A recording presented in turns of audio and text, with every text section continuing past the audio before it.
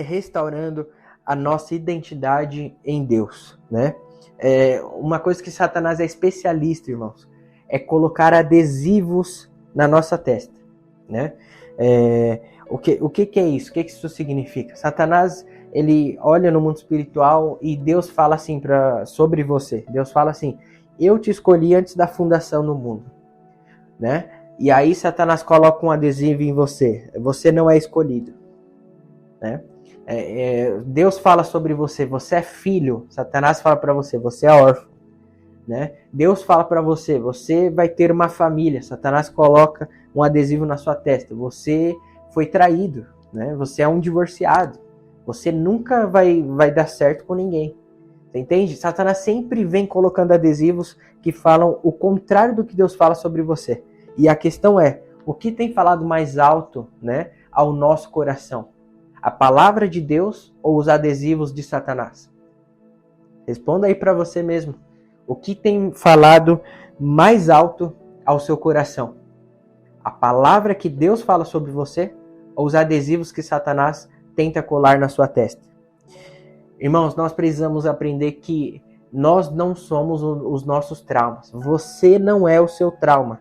Você não é a sua depressão. Você não é o seu abuso. Você não é a sua ansiedade. Você não é o seu divórcio. Você não é a traição que você sofreu. Você é filho de Deus. Você é o que a palavra de Deus diz sobre você.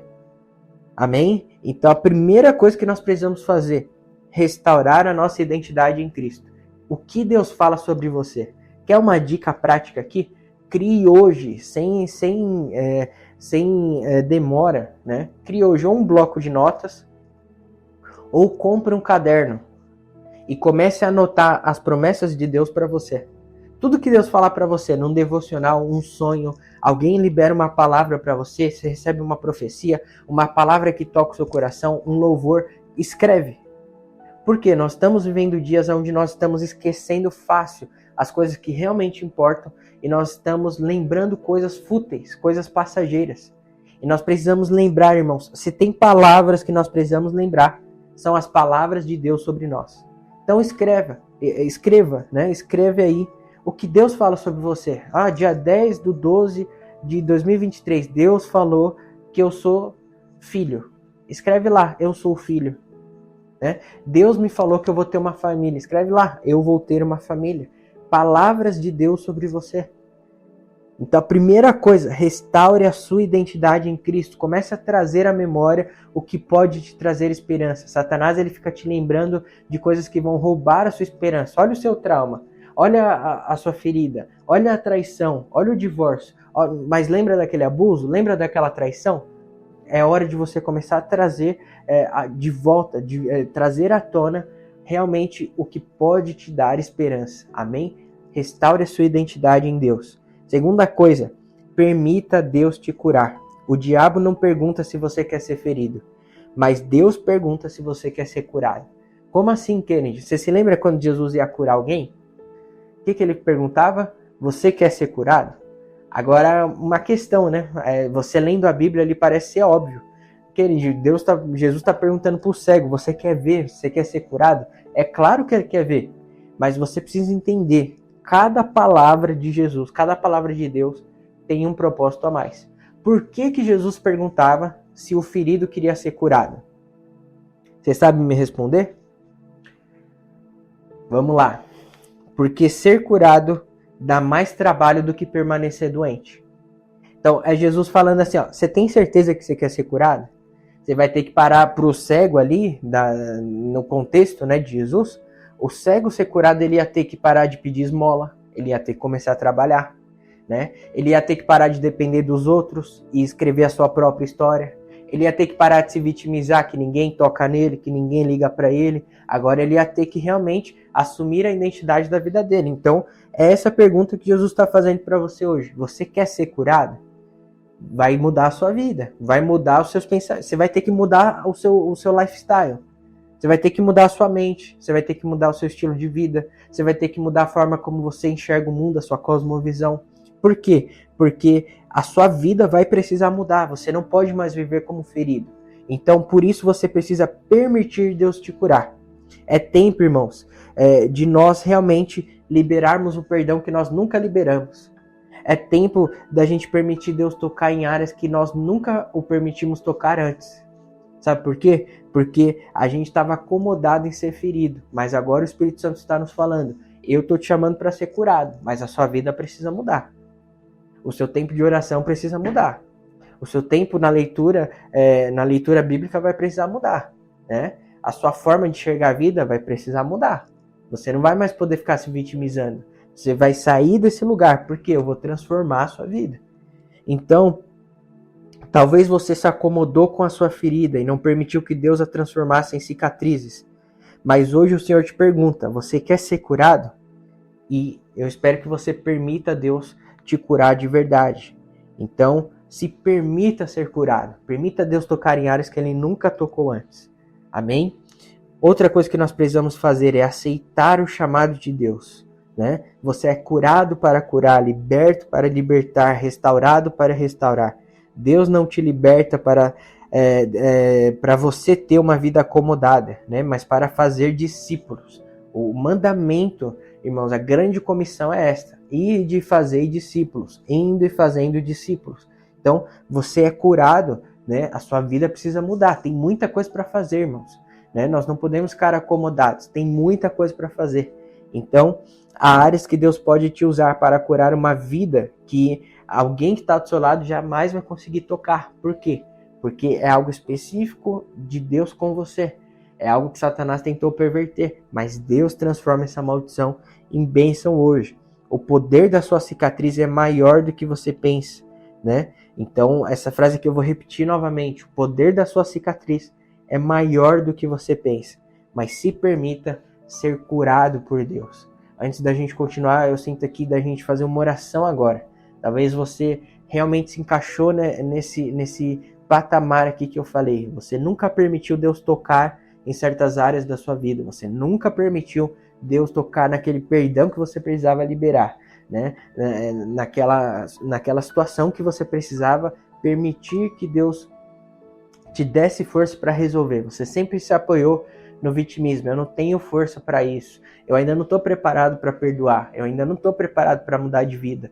E o Espírito Santo está te convidando hoje. Hoje é o dia de você ser curado. Você quer ser curado?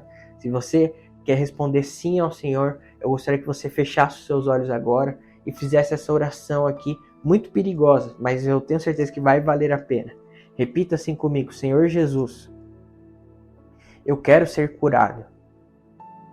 Toca a minha vida. Toca a minha alma.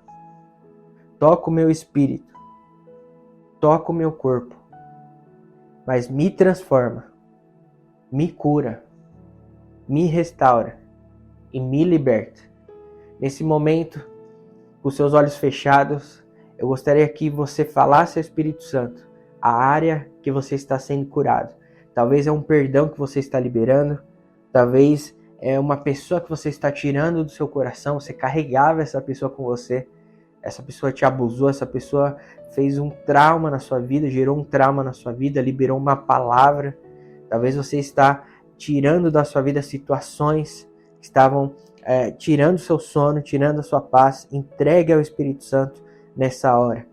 Espírito Santo, trabalhe em cada coração, em cada vida.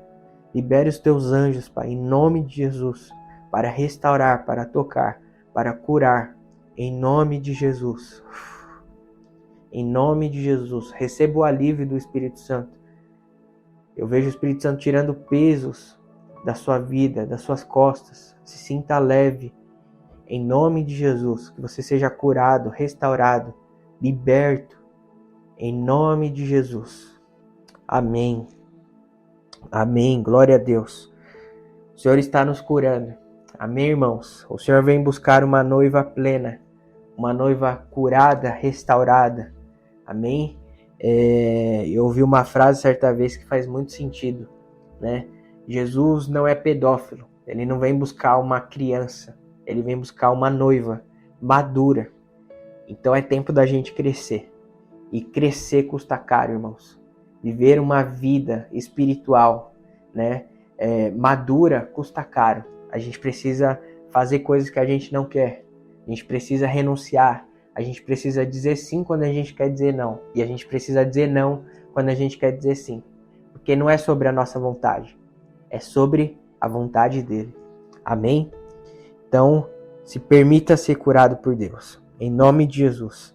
E a última coisa aqui que nós precisamos fazer para que Deus transforme os nossos traumas, as nossas feridas em cicatrizes, é sair da posição de vítima e assumir a posição de guerreiro no exército de Deus. Geralmente as feridas e os traumas nos colocam em uma posição de vítima, né? Olha como eu sou órfão, olha como eu fui traída, olha como eu fui abandonada, olha como eu fui abusado. Mas Deus quer virar essa chave na sua mente hoje. Amém? Saia da posição de vítima. Você deve afirmar: o inferno tem tanto medo do que Cristo pode fazer através de mim, que ele fez isso na minha vida, que ele fez esse abuso, que ele fez esse trauma, entende? Não é sobre o trauma. Você precisa enxergar essa situação de cima para baixo, não de baixo para cima, né? Deus te convida para enxergar como ele enxerga. Amém, irmãos? Então nós precisamos sair da posição de feridos e assumir a nossa identidade de exército de Cristo. Mais uma vez eu vou repetir: não chame de hospital o que a minha Bíblia chama de exército. A gente não é vítima, a gente não é coitadinho, a gente não fofoca porque a gente não tem controle sobre a língua, a gente não fere porque a gente não tem controle sobre as nossas ações, né? A gente não tá ferido porque a gente não tem poder suficiente para vencer os traumas e adversidades. Não. Chega de nós sermos vítimas. Chega de nós sermos enfermos dentro da casa de Deus. A Bíblia nos chama de exército. A igreja é um exército e não um hospital. Não chame de hospital o que a Bíblia chama de exército. Amém? Então você não é vítima. Você é um guerreiro de Deus nessa geração.